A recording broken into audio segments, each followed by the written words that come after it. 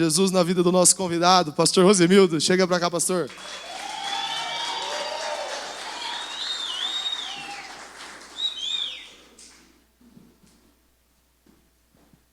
Se assente.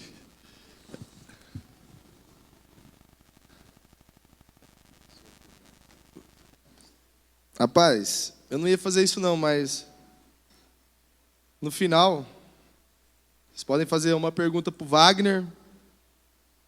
E algo que você queria perguntar ao seu pastor, e às vezes você não tem coragem, às vezes você tem vergonha.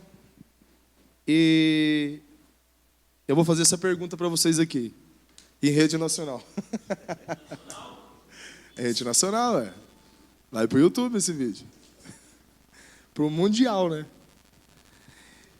E aí, tá pronto? Glória a Deus. Eu creio que nós nunca vamos estar preparados para nada, principalmente quando é algo novo que está iniciando. Então, não sei o que vai ser perguntado, mas eu creio que o Senhor, eu creio que Ele vai me conduzir a falar aquilo que é verdade e de uma forma bem objetiva, em nome de Jesus. Amém. Pastor, conta um pouco pra gente como é que foi seu processo de conversão. Seja um pouco sucinto nessa parte, mas como foi que você encontrou Jesus? Qual era a maneira que você estava? Que forma você recebeu Jesus? Eu tinha aproximadamente entre 32 a 33 anos. Eu sempre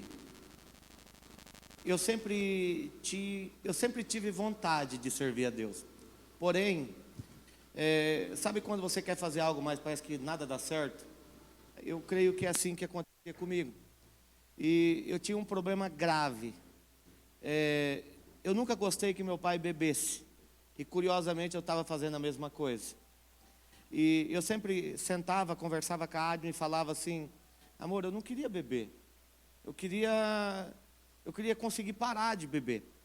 E praticamente todo final de semana, o meu sogro ia para a igreja e ele passava em casa. E ali a gente conversava um pouquinho, e ele ia e ele falava: ó, vou orar por vocês lá. Até que um certo dia, ia ter um encontro que é o modelo do encontro com Deus, mas num dia. E eu fui convidado para participar. Falei: olha, eu vou comprar o convite, só que pode ofertar para alguém, que eu e a Adma não vamos. Nós compramos. E aí, a hora que foi aproximadamente umas 10 horas da noite, na véspera, a Adma falou assim: vamos lá ver como que está lá. Meu pai, a mãe, minha irmã, está todo mundo lá. A família dela estava todo mundo lá. Falei: eu não gosto de crente, eu não queria ir lá. Mas aí fui. Chegando lá, eu recebi um convite para ir no monte orar, no vale. Era numa mata. E chegando lá, eu nunca tive experiência alguma assim com Deus. E chegando lá, falei: eu não vou, não quero. Mas o pastor ia convidando um por um e ninguém queria ir com ele, irmão. Aí eu falei: pastor, o senhor está feio de ovelha, hein? As ovelhas não querem seguir o senhor, não. Mas vou fazer o seguinte, eu vou com o senhor. E fui. Era aproximadamente umas 2 horas da manhã. E chegando lá, eles começaram a orar. Sabe que nem a gente vai no monte ali, eles começam a orar ali, começaram a orar em línguas. E eu fui ficando cansado. Porque eles não paravam. Acredito que deveria ter uns 30 minutos de oração. E de repente eu fui cansando, e tinha uma árvore próxima. Eu falei: eu vou encostar nessa árvore. Em momento algum abri minha boca para orar ou pedir algo, até então. Mas quando eu escoro, falei: já estou aqui mesmo, né? Eu lembro que eu falei assim com Deus, assim: se o Senhor existe, que a partir de hoje eu nunca mais venha beber cerveja, bebida de álcool. Naquele momento, com os olhos fechados, irmão, isso deu o quê? 1, 2, 3 segundos. Eu vi uma luz vindo para cima de mim, a ponto de eu abrir o olho na hora. No que eu abro o olho, era a lua. Irmãos, acredite, estava um tempo chuvoso, a ponto de cair pingos de água. abriu o tempo e a lua ficou como se fosse o sol. E nisso eles pararam de orar. E aí eles falaram assim, ó, Deus se manifestou neste lugar. Irmãos, pastor, irmão, o senhor sentiu alguma coisa? Não, não senti nada. Mas curiosamente, desse dia até o dia de hoje, eu nunca mais bebi bebida alcoólica. Isso faz 11 anos que aconteceu isso. E então foi a minha primeira experiência assim com Deus mesmo. Só que a partir dali, que nem você falou da questão da conversão, a partir dali eu tomei uma decisão. Eu falei assim, eu vou nessa igreja. Então isso foi numa sexta-feira. Na outra sexta-feira, porque lá os cultos eram dia de sexta. Na outra sexta-feira, foi o primeiro dia que eu pisei na igreja por minha própria vontade. Foi dia 6 de junho de 2013. E a partir desse dia até hoje, é algo assim que não dá para explicar, mas eu nunca mais faltei no culto.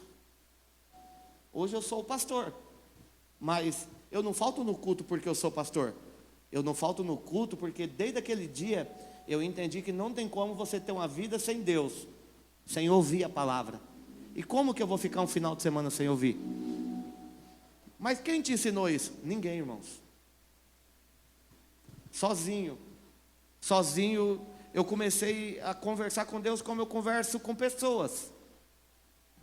Então, a minha conversão, ela se deu dessa forma. Ela foi feita em 2 processos. Você recebeu, ali naquele vale, você teve um primeiro contato com o sobrenatural, e aí você foi buscar e você encontrou justamente a letra do louvor que nós cantamos, né? Eu encontrei o meu tesouro, encontrei o meu bem mais precioso. Exato. Mas assim, você citou uma coisa, você abandonou um vício. Porque tinha se tornado, você na época poderia não aceitar, mas era um vício, a bebida era um vício na sua vida. Sim, sim. Qual foi a maior dificuldade para abandonar esse vício? Olha, depois disso, que nem eu falei que eu comecei a frequentar a igreja, a primeira coisa que talvez eu não sabia gerir bem isso. Por exemplo, todos os meus amigos bebiam, porque eu bebia junto com eles. Então, eu era convidado para almoçar. Todos os dias, ou todos, vamos colocar os convites, tinha bebida. E aí eu falava para eles, olha, eu não estou bebendo mais. Só que tem uma coisa que é curiosa. Todas as pessoas que falavam que eu bebia demais, eram os mesmos que falavam que eu tinha que beber depois. Só que aí eu comecei a ver que dentro da minha casa foi ficando melhor. Coisa que eu não tinha um bom relacionamento dentro da minha casa. Mas exatamente porque eu bebia muito. E assim, a primeira coisa que eu creio assim, que eu tive que fazer é parar de frequentar os lugares que eu frequentava. Isso incluía o nível de amizade. Você falou sobre a sua casa. E hoje você abandonou, naquela época você abandonou e Deus vem fazendo uma grande obra até que você citou agora que você chegou ao pastoreio, você se tornou pastor. Eu acredito muito que o pastoreio, ninguém se torna, ele nasce em cada um e à medida que a pessoa vai buscando o Senhor vai se revelando e vai entregando. Mas você citou um ponto muito importante, na sua casa. Qual lugar, hoje você como pastor, qual lugar é mais difícil de pastorear? A sua igreja ou a sua casa?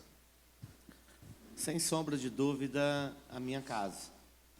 Porque vocês, o rebanho, a igreja em si, ela não convive com o pastor. Praticamente é só nos finais de semana. Mas dentro da casa está a pessoa que conhece você, no caso, a Adma me conhece na minha intimidade. Ela sabe o meu ponto fraco, ela sabe meus defeitos, ela sabe as minhas qualidades. Porém, dentro de casa, na maioria das vezes, eu queria fazer o certo, mas eu não conseguia. Então, por exemplo, as pessoas me procuravam para mim fazer um atendimento, eu atendia sem problema. Mas até hoje eu tenho dificuldade. Por quê? Porque quando eu vou conversar com a minha esposa, por mais que vocês podem, mas é o pastor, mas é a minha esposa.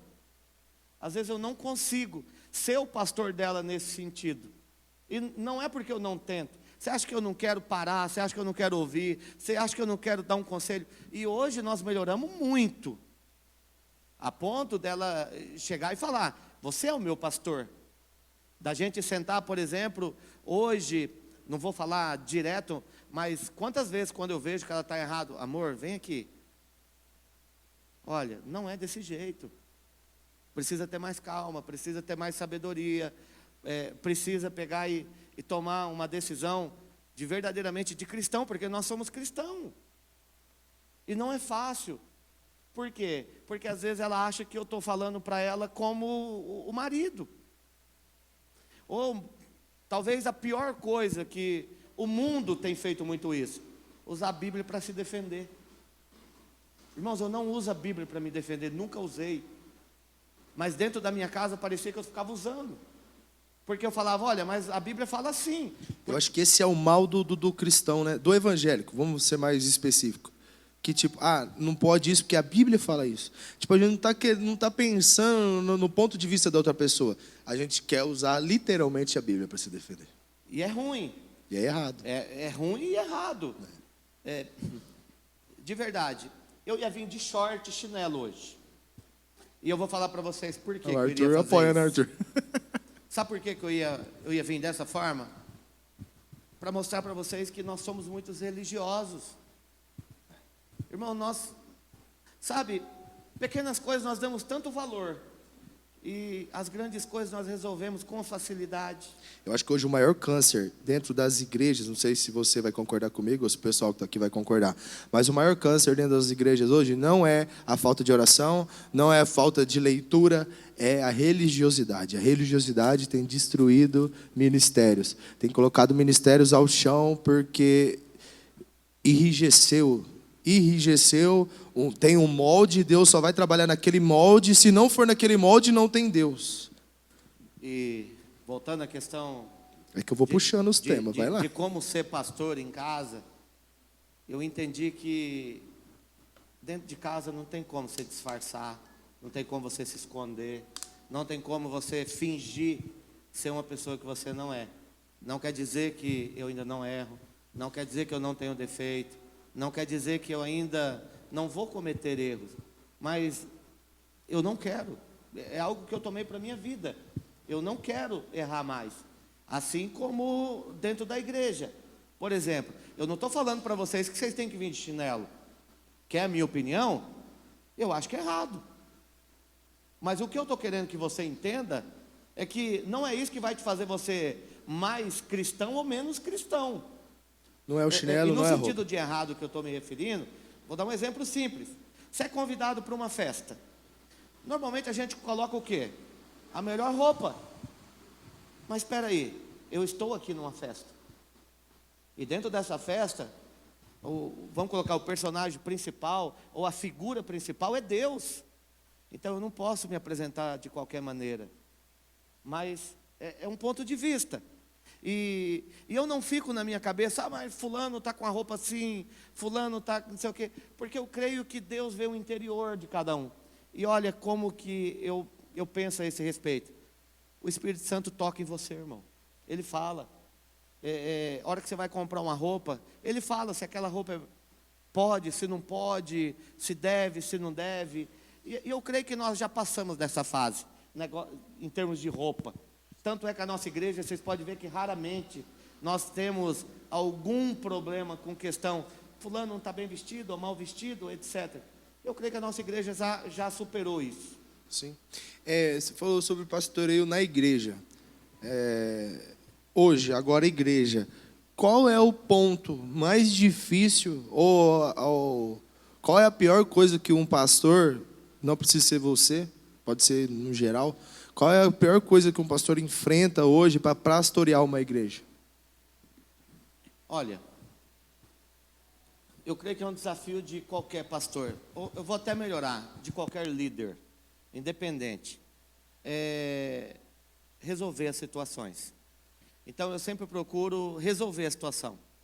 Mas uma das coisas que eu percebo mais é que entre as mulheres tem mais problema nesse sentido. Eu não sei se, porque às vezes elas, como que eu posso dizer? Elas às vezes até querem mais servir. E talvez nesse querer mais exagera na dose. E aí, por exemplo, eu vou dar um exemplo aqui hoje. Não está tudo arrumadinho, não está tudo bonito? Então, às vezes, porque alguém arrumou isso aqui, e às vezes alguém chegou e só colocou ali algo, ele começa a pensar assim, mas fulano tem mais oportunidade do que eu, que o pastor chama mais fulano do que... E não é verdade. Porque, eu vou dar um exemplo, nós servimos para Deus. Então eu vejo da seguinte maneira, seja mulher ou seja homem, mas o homem parece que ele entende melhor um ao outro. Enquanto as mulheres, parece que existe uma competição, mesmo que seja servir a Deus. Eu acho assim, vou dar minha visão sobre isso. O diabo sabe que as mulheres, elas são a engrenagem que explode um lugar. Olha, isso é tão fato. Eu vou dar um exemplo para vocês bem Explode simples, no bom irmãos. sentido, tá? Vocês são a força. Nós vamos fazer Se unir... nós vamos fazer um evento. Sim. Se não tiver o dedo da mulher, irmão, é fantástico na hora que elas começam a dar ideia. Porque elas têm muito ideia. O homem não, o homem é assim, vai ser assim, assim, assim. Acabou. A mulher não, nós vamos colocar um enfeite aqui. A hora que chega, irmão, está a igreja inteira enfeitada. Por quê? Uma veio, olha, e se nós fazer isso? Aí a outra vem, e se nós melhorar ainda mais? Então, assim como eu vejo que pastorear, hoje, em termos de igreja, na minha visão, o maior problema hoje são as mulheres. Que podem ser a solução, né? E são a solução. Por quê? Elas não entenderam uma coisa. Juntas, ninguém segura, irmão. Por que vocês acham que tem tanta confusão no meio? Porque o diabo não quer. Ô pastor, agora partindo um pouco, vindo disso daí, eu concordo, e a gente até comentou, a mulher, ela carrega algo que o homem não carrega. Ela tem um dom semelhante a Deus. Ela gera vida, certo? Não semelhante a Deus, mas ela é a única que chega mais próximo do dom de Deus, que é a exclusividade de Deus. Na terra existia 3 ventres no início de tudo. Um era o próprio Deus, onde Adão foi gerado. Outro era a terra, onde tudo foi gerado. E o terceiro era o próprio Adão, porque dentre as costelas de Adão veio Eva, certo? Esses 3 ventres estão fechados hoje. Só tem um aberto. O 4º ventre que nasceu desses 3, que é o da mulher. Então a mulher, ela é uma máquina de fazer. Eu acredito que um homem só vai ser próspero se ele casar com a mulher da vida dele. Eu acredito que o homem, ele só vai ser centrado, ele só vai ter estabilidade emocional se ele estiver ao lado da mulher da vida dele. Mas assim, você não acha que às vezes e tudo que o Rosemildo falou sobre mulheres, ele não está falando exclusivamente das mulheres da igreja. É um cenário geral. E aí eu vou falar mais uma vez cenário geral. Será que não é por falta de nós homens que às vezes está acontecendo isso dentro das igrejas? Pode ser, ó. Olha o que você me perguntou. Como é mais fácil às vezes você ser pastor numa igreja do que ser em casa, né? Só que isso não se resume só ao pastor. Eu vou dar um exemplo aos maridos, ou aos pais, sentar, ter um momento ali com a filha ou com a esposa. Olha, dentro da igreja poderia ser assim, você poderia contribuir dessa forma. Olha, eu acho que da forma que você está fazendo, você está atropelando as coisas. Porque uma das coisas que eu vejo muito é que as mulheres, elas gostam muito de falar, mas elas também gostam de ouvir.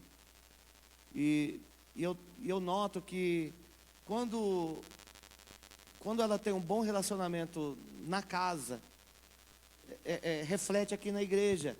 Porque ela não vai ficar entrando em brigas, confusões e etc. É aquilo que a gente fala de ser o pastor, o sacerdote do lar. Exato. E, inclusive, tudo que você falou resume numa palavra. E é bíblico, que a mulher sábia edifica o lar. E o que é ser uma mulher sábia? É saber ouvir.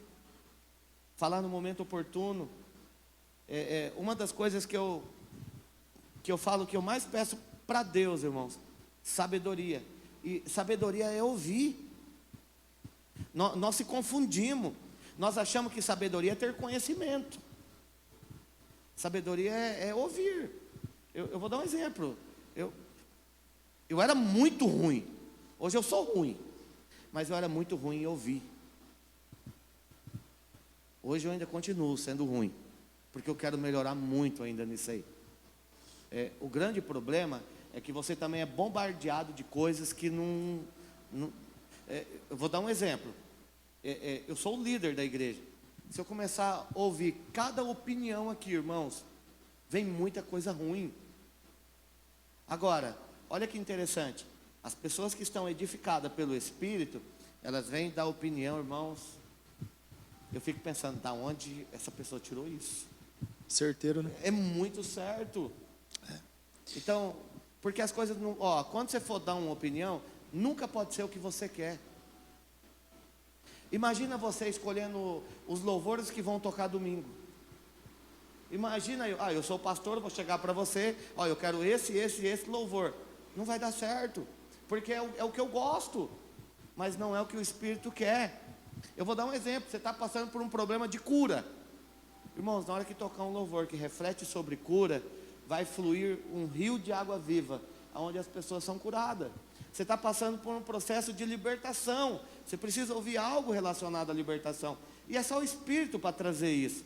Então, por exemplo, nós marcamos as nossas reuniões, e junta toda a liderança. Presta atenção como que está madura a nossa liderança. Olha, final do ano nós vamos ter o evento da virada. Foi uma decisão por parte da liderança. Não, pastor, nós vamos. E aí começou o quê? Vamos fazer assim, vamos fazer assim, vamos fazer assim. É sobre isso. Mas por quê? Pessoas maduras falam sobre coisas maduras. Ô, pastor, vamos falar um pouco de obras agora. Aquele versículo que fala que a colheita é grande, eu vou simplificar e falar na linguagem atual. Que a colheita é grande, mas poucos são os trabalhadores. De que forma você entende esse versículo? Linkando com obras. Perfeito. A palavra do Senhor vai dizer que grande é a colheita e poucos são os ceifeiros. Por quê? Porque as pessoas não querem se envolver com a obra. Eu creio que é o primeiro passo. Por que que tem muito poucos trabalhadores? Vou dar um exemplo simples da nossa igreja. Quantas pessoas vocês acham que esse ano chegou para mim e falou assim: pastor, eu quero ser líder de célula? Nenhum, irmãos. Quantas pessoas chegou para você e falou assim esse ano: eu quero fazer parte do louvor? Os dois. Quantas pessoas chegou ali na Rede Kids, com a Priscila, com a pastora Adma: olha, eu quero fazer parte da Rede Kids? Essa é a colheita, irmãos. É a obra. É a obra. Então eu quero fazer parte. Olha como que as pessoas elas entendem errado o evangelho do reino. Eu quero reinar, mas eu não quero ter obra. Isso daí eu acredito que foi um pouco... Eu queria até que você falasse mais a respeito do que é obra. Porque na cabeça da igreja, a obra é tocar, cantar e pregar. O que é obra? Não, a obra não é isso. Lá em 2 Coríntios vai falar das obras. Então, as obras, na verdade, existem 3 tipos de obra: obras de ouro, prata e pedras preciosas. Essas obras, elas têm que ser feitas por Deus, feita por Jesus Cristo e pelo Espírito Santo. Curiosamente, não é aqui dentro da igreja. Aqui dentro da igreja, olha que interessante, seria o quartel-general para treinar os soldados, que quando eles estivessem lá fora, eles iriam então fazer essas obras. Então, uma obra, por exemplo, de Deus, irmãos, para vocês entenderem o que é uma obra de ouro, é quando você vai conversar com alguém e você fala de Deus. Olha, Deus mudou a minha vida. Testemunho. Deus mudou a minha vida. E aí você começa a falar: eu era assim, agora eu sou assim. Olha, o meu casamento estava assim, agora está assim. Olha, eu era usuário e agora não sou mais. olha, eu tinha uma vida financeira horrível e hoje, graças a Deus, a minha vida é assim. E a pessoa ouvindo aquilo, ela vai ficando edificada. E aí então o Espírito toca. O Espírito toca, ela então fala o quê? Olha, eu quero ter uma vida igual a essa. Olha que interessante quando você prega para alguém nesse sentido, dando o seu testemunho. Seja para os vizinhos da sua casa, seja as pessoas que trabalham com você, sejam num ambiente familiar que alguém te pergunte. E aí você começa a falar. Nesse momento, ela fala, eu quero ter uma vida semelhante à sua. E aí ele começa a vir para a igreja. Ele vai aceitar Jesus como Senhor e Salvador. E assim ele vai começar a ser conduzido pelo Espírito Santo. Presta bem atenção. Deus fez uma obra de ouro, Jesus fez uma obra de prata, e o Espírito Santo fez uma obra de pedras preciosas.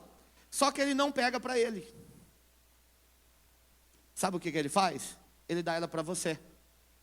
Ele fala assim, olha, eu te usei, eu fiz a obra, mas eu vou dar para você essa obra.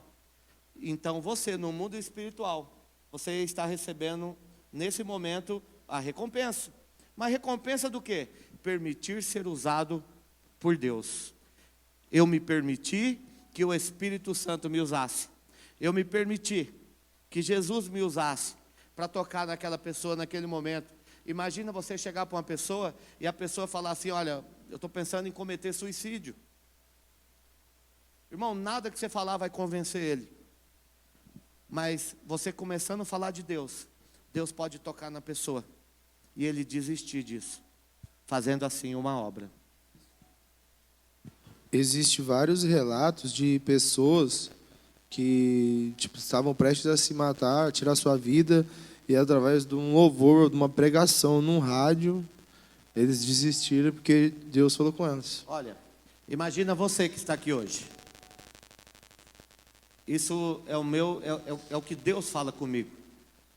Talvez aqui hoje, por mais que você não pareça, mas talvez internamente você está vivendo uma luta.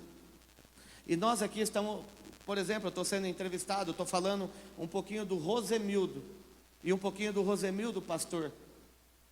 E às vezes nesse momento o Espírito Santo, você ouvindo isso, mas ele te leva você a pensar em inúmeras coisas.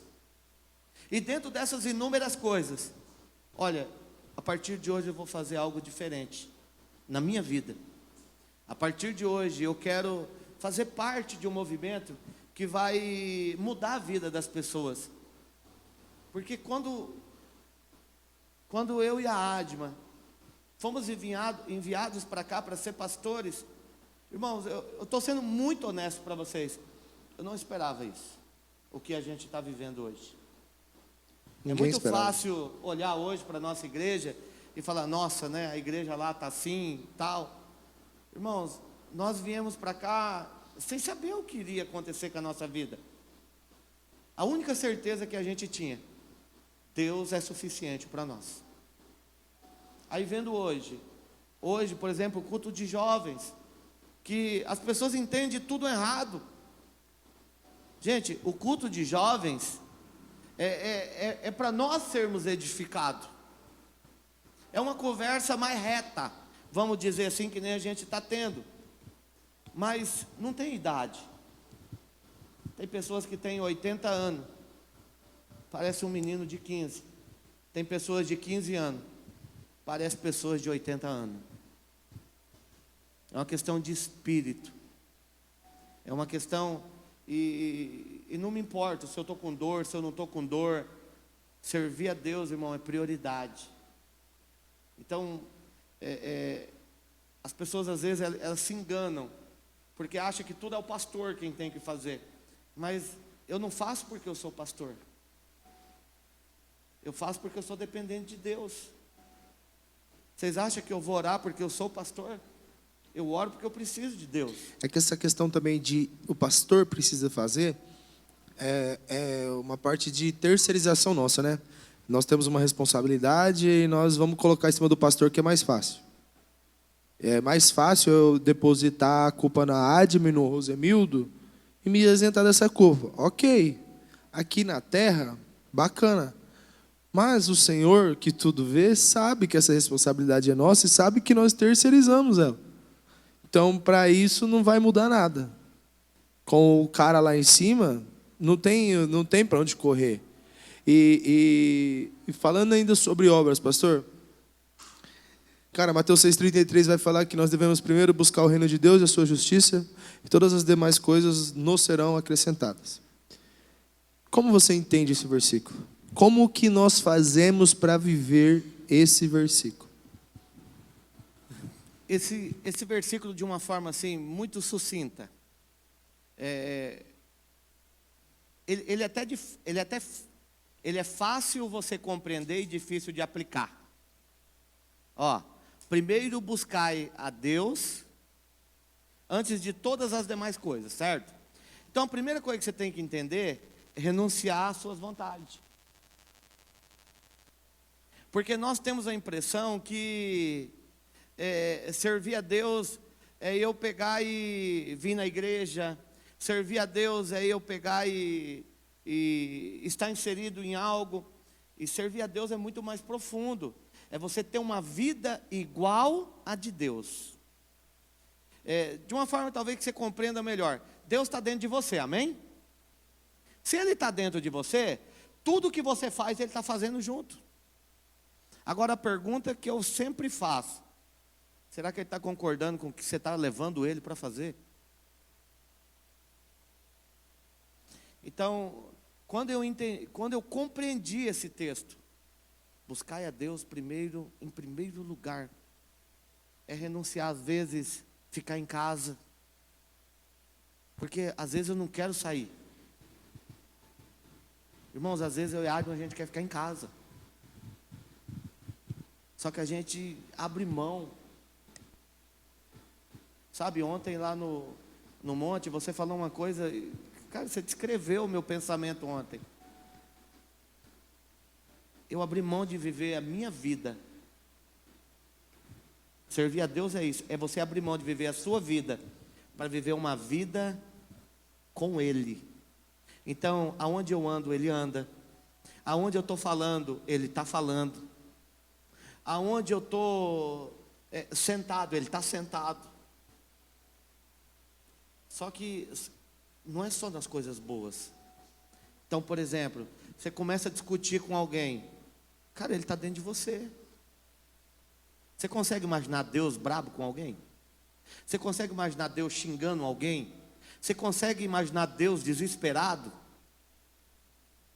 Então, é renunciar às suas vontades, renunciar à vontade, às vezes, de você fazer as coisas do seu jeito, e você entender uma coisa: a partir de hoje, eu vou fazer tudo para Deus, porque eu entendi que Ele vai fazer daí tudo por mim. Então, por exemplo, eu estou aqui, de alguma maneira, servindo a Deus, mas a minha filha está em casa. E tem hora que não tem o que fazer, irmãos. Ontem, eu não tinha com quem deixar minha filha. Todo mundo sabe que minha filha tem dificuldade de locomoção. Eu tenho que levar para o monte para orar, 2, 3 horas que nós ficamos lá, ela passando frio, às vezes sem compreender o que está acontecendo ali. É abrir mão das nossas vontades. É aquilo, né? Salvação é de graça. O seguir Jesus, o negue-se a si mesmo, tome a tua cruz, ele tem um preço, é tudo. Preço. Eu vou dar um exemplo para você estar aqui hoje. Você teve que abrir mão de algo. Teve ou não teve? Só que eu vou... É legal que eu pergunto e eu respondo, né? Filme fala. À medida que você vai negando, que você vai renunciando, as coisas que antes para você eram um peso, eu vou ter que largar de ir em tal lugar para fazer isso, ela não vai mais se tornar um peso, elas vão se tornando um prazer, cara. Então, precisa ter o primeiro passo, o negue-se. A partir do momento que você nega e que você começa a seguir, ele vai aliviando essa carga até que isso vai se tornando um prazer. Eu sempre falo que o segredo é o relacionamento. Quando você está rodeado de pessoas que você gosta, você quer ir embora rápido ou você não importa com o horário? O cara quer ficar, né? E é assim quando você tem um relacionamento com Deus. Você não vê o dia passar, você não vê o ano passar. Um exemplo claro, faz 6 anos que nós estamos pastoreando Nova Olímpia. Irmãos, parece que eu cheguei ontem. Parece que, curiosamente, tem pessoas que foram batizadas agora. A impressão que eu tenho é que ele está comigo desde o início. A impressão que eu tenho é que eu cheguei na igreja, a igreja já estava cheia. É algo assim... Quantos membros tinha quando você chegou? 8 membros. Tinha 8 membros. E alguns daí começou a seguir a partir dali. E o mais interessante é que, desde quando eu cheguei, eu sempre falei, irmão, vai chegar um dia que a nossa igreja vai estar cheia. A ponto de nós hoje termos 2 cultos. E acredite, não vai ficar disso. Amém. Sabe por quê? Porque nós temos temor. Irmãos, eu creio que a nossa igreja começou a entender. A nossa igreja é uma igreja, imagina uma criança e ela começa a crescer. Então, eu vou falar desses 8 para cá e dos 6 anos que eu estou aqui. Uma igreja com 6 anos, ela é muito imatura ainda. Imagina uma criança de 6 anos. Ela vai cometer erros ainda, ela vai falhar, ela vai cair, ela vai levantar e a vida vai continuar. Mas imagina uma criança já, não mais uma criança, mas um homem com 20 anos. Imagina a nossa igreja, a hora que ela tiver 10 anos, 15 anos, 20 anos. Imagina o Cauã tem 4 anos, isso, né? Agora, em novembro, ele faz 5 anos. Curiosamente, o Cauã, ele nasce um dia depois que eu fui consagrado a pastor, eu e a Adma. Então, sempre eu vou saber a idade dele.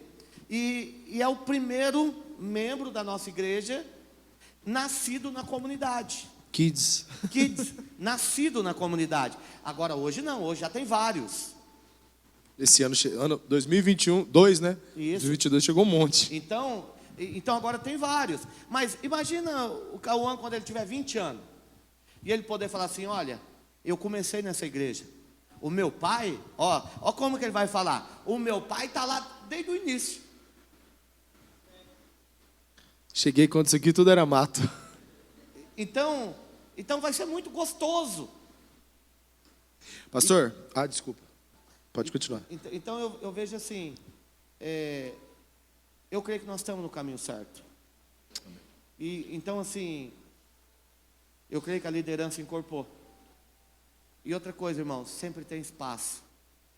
Tira isso da cabeça que, olha, lá eles têm uma panela. Eu vou falar para vocês sem medo de errar. Não tem panela, irmãos. Se você acha que aqui existe grupinhos, eu vou falar sem sombra de dúvida. Não tem. Agora, tem pessoas que você se dá melhor. Então, por exemplo, se eu me dou melhor com fulano, é lógico que eu vou tentar caminhar mais com ele. Então, mas não é por panela. Tanto é que nós vamos fazer, eu vou dar um exemplo. Nós viemos limpar a igreja. Como que era feito o convite? Para todo mundo. Todo mundo. Quantos que vinha? Começou com 5, 4, 3, até que ficou 1. Vou falar uma coisa para vocês. É algo que ainda me dói. Mas eu sabia desde o início que um dia não iríamos mais vir para a gente ter aquela comunhão que a gente tinha. Nós chegávamos aqui 8 horas da manhã. Ia comprar pão. Fazia café. Comprava pão de queijo. E nós ficávamos ali até mais de 10 horas conversando. Depois que nós iríamos limpar a igreja. Isso era todo sábado, irmãos. Acabou. Por outro lado, hoje nós voltamos a nos reunir. Por exemplo, até eu falei para a Adma essa semana. Uma pessoa que, quando eu cheguei aqui, está comigo desde o início, era muito, muito próxima minha. O Rafael. Se afastou por um período. Mas hoje, para a honra e glória do Senhor, nós temos passado um momento muito agradável. Nós temos conversado, nós temos trocado ideias, porque é alguém, assim como todos os demais, eu tenho muito carinho, mas eu sempre falo para vocês, irmãos, o pastor está disponível, o que você quer? Que eu vou na sua casa? Me convide. Não, pastor, eu quero, vamos sair hoje? Me convide, irmãos, eu vou sair com você. Ó, pastor, mas eu quero só você. Não, irmão, então não vai dar certo. Porque aonde eu estou, irmão, pode chegar qualquer um dos irmãos. Porque eu não sou pastor de um. Eu sou pastor de uma igreja. Pastor, mais duas perguntas para a gente encerrar. Senão o YouTube nos bloqueia. Quero que você seja direto e rápido entre graça e lei. Falar da lei. A lei, ela remete para o Velho Testamento, aonde você tinha que obedecer para conseguir algo de Deus. Então, a lei, ela era a obediência. Eu obedeci, eu era abençoado. Não obedeci, então vinha a maldição sobre mim. Como ninguém conseguia cumprir, todos eram amaldiçoados. A graça, Jesus vem. A graça, nós precisamos entender que ela é uma pessoa. É Jesus. Jesus vem, cumpre a lei por nós. Por quê? Porque vimos no Velho Testamento que não tem como nós cumprir. Então ele cumpre, e aí, então tudo que era para a gente cumprir que não conseguiu, ele faz. Então hoje nós vivemos o quê? O que é a graça? Um favor que nós não merecemos. Então, por exemplo, hoje, nossa, pastor, irmão, o senhor está vivendo uma vida de tal forma. Irmão, só estou vivendo essa vida desse jeito porque Jesus pagou o preço por mim. É graça. É graça. A graça sempre é de graça. Ela não depende de você. É de Deus. Exclusivamente de Deus. Por mais que eu possa vir aqui tentar fazer uma boa pregação, vai ser o Rosemildo. Lei. A partir do momento que eu permito que o Espírito Santo me use, graça. Só que isso serve para tudo na minha vida. Para mim ter um bom relacionamento. Eu não vou fazer porque eu tenho que fazer. Eu vou fazer porque eu tenho prazer em estar fazendo. Graça. A graça sempre é um prazer. Enquanto a lei, eu sou obrigado a fazer. Mas você acha que a graça anula a lei ou não? Não. A graça não anula a lei. Por quê? Porque uma vez que eu caio da graça, eu estou na lei. E para mim voltar para a graça, eu preciso entender uma coisa. Eu preciso ser obediente. Não obediência na questão de obrigado, mas obedecer porque Jesus fez por mim. Por amor. Por amor. Legal. Eu não sou obrigado, mas eu vou fazer. Legal. Pastor, última pergunta. Foi um prazer estar aqui com você. Amém. Prazer é meu. E nós sabemos que o senhor é um dos legendários. Sim. E eu queria que você falasse um pouco do que foi o Legendários para você. E eu também fiz o Legendários, então eu sei que ele é um gatilho e vira algumas chaves. Eu queria entender qual foi a chave que ele virou na sua vida, como que foi o Legendários para você, como você encarou essa missão. Quando eu recebi o convite para fazer o Legendário, você cria um monte de expectativa. Mas chegando lá, para mim foi tudo novo, tudo diferente. A primeira coisa que eu entendi lá, que homem é homem. Homem não dá jeitinho. Homem faz aquilo que tem que fazer e não aquilo que ele gosta de fazer. Nos Legendários faz você pegar e olhar para a sua família compreendendo uma coisa. Família, você não deixa ninguém para trás. Irmãos, é algo que lá é extraordinário. É a forma que você vai ver a sua família. Família não fica para trás. E para você entender, a minha família, aonde eu for, ela vai junto comigo. Porque eu não deixo a minha família para trás. Um exemplo, a nossa igreja. Eu não posso porque, o irmão lá está falando mal de mim, ou ele levantou alguém. Olha, vamos então isolar o irmão? Não. O irmão não fica para trás. É família. A família é a igreja. Então eu não posso deixar ninguém para trás. Então o legendário, ele traz isso de uma forma muito simples para a gente viver no dia a dia. E o melhor que eu creio dos legendários é o momento que você tem para falar com Deus também. Aqui, você vem na igreja, você fala com Deus, você na sua casa fala com Deus, só que lá você tem 4 dias, irmão, só para falar com Ele. Lá você não vai conversar com ninguém, irmão. Tanto que praticamente a todo tempo é dado vamos usar assim uma ordem para você. Fale com o legendário número 1. Ele é o único que pode te ajudar. Essa frase, ela entrou dentro do meu coração. Porque quando eu estou com um problema, o único que pode me ajudar é Deus. E existe um momento lá, que é chamado Arena Legendário, que ensina claramente como é que a gente deve lutar as nossas guerras. Às vezes nós queremos lutar com a força do nosso braço. Às vezes nós queremos lutar fazendo as coisas.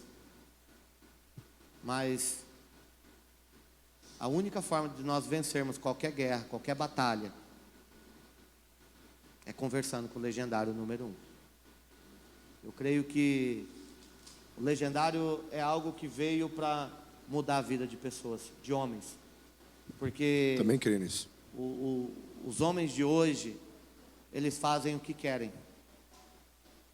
Homem não faz o que quer. Homem faz o que precisa ser feito. Então, e sem contar que trabalha também muito a questão espiritual, né? Então, sempre falando de Deus. Uma coisa fantástica lá não se fala palavrão, irmãos. Se você fala palavrão, lá é um lugar proibido. 4 dias sem ninguém falar palavrão. Então, o legendário, eu creio que ainda tem muita coisa para mim digerir.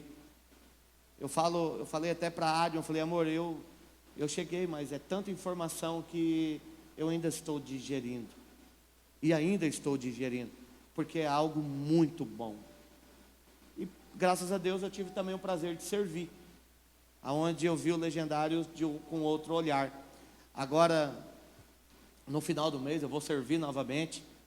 E lá você vai ter a oportunidade de conhecer pessoas, irmão, extraordinárias.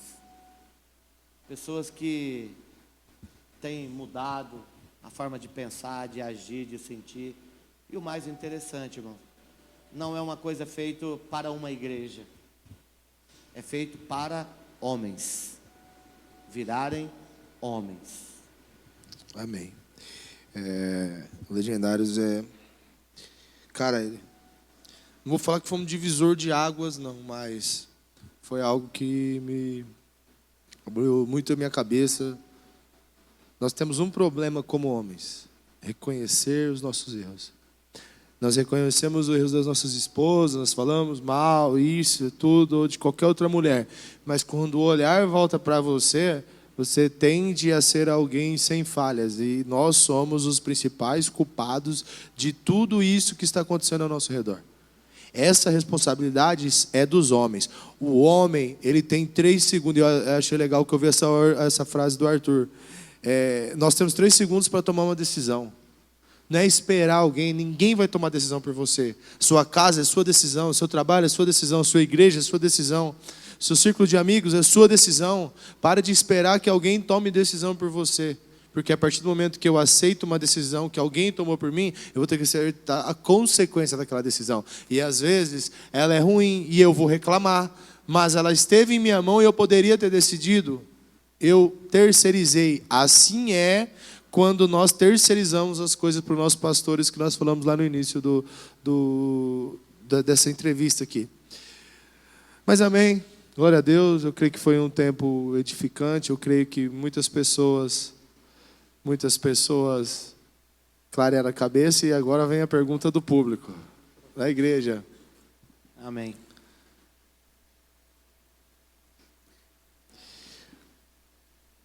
Tá. Qual a coisa mais importante Qual é a coisa mais importante hoje para você seguir sem se afastar de Deus? É isso? Qual a coisa? O que é importante para você seguir sem você se afastar de Deus? Isso é um enigma, né? Não é uma pergunta. Olha, eu espero responder da forma correta, ou talvez da forma que você imagina. Mas algo que você precisa fazer de importante e para não se afastar de Deus, é isso, né? Está rodeado. É isso? É isso, agora entendi. É isso, né? Está rodeado de pessoas que torcem por você. Pessoas que te motivam. Porque se você não estiver perto de pessoas de Deus, irmãos, você vai desistir. Acredite no que eu estou te falando. Lá nos legendários, aproveitando o gancho, existe uma coisa lá que ninguém fica para trás. Porque as pessoas vão te motivar. Porque tem hora, irmão, que você vai estar com dor. A mesma coisa é que tem hora que você está cansado. Mas aí chega um irmão, não, levanta, vamos. Sabe, principalmente a família. Irmãos, quando você está bem com a família e bem com as pessoas que estão próximas de você, pode acreditar, você jamais vai se afastar de Deus. Porque as pessoas vão sempre falar, não, vamos, olha, levanta a cabeça, olha, vai dar certo. Você vai ver, a sua vida vai melhorar. Olha, eu já passei por esse processo. Gente, é fantástico a hora que a gente ouve isso. E uma das coisas que eu falo na nossa igreja, tem muitas pessoas aqui, irmãos, sábias. Aqui tem homens de Deus, aqui tem mulheres de Deus. Tem pessoas aqui que você pode emprestar o seu ouvido para eles tranquilamente. Vão te dar conselhos maravilhosos. Então, para não se afastar de Deus, esteja cercado de pessoas de Deus. Eu creio que é a chave.